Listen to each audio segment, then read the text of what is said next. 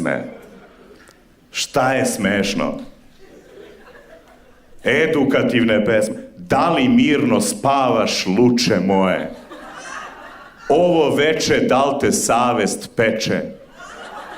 Ja bolju pesmu o kondilomima nisam čuo. Lepa Brena. Ej, ti kad kažeš Lepa Brena, to je bre institucija, jebo. Ona je toliko velika zvezda, ona je sebe nazvala Lepa. To je kao da ja budem Kurati Filip, razumiješ? Toliko se smijete, znači da je istina, nema veze.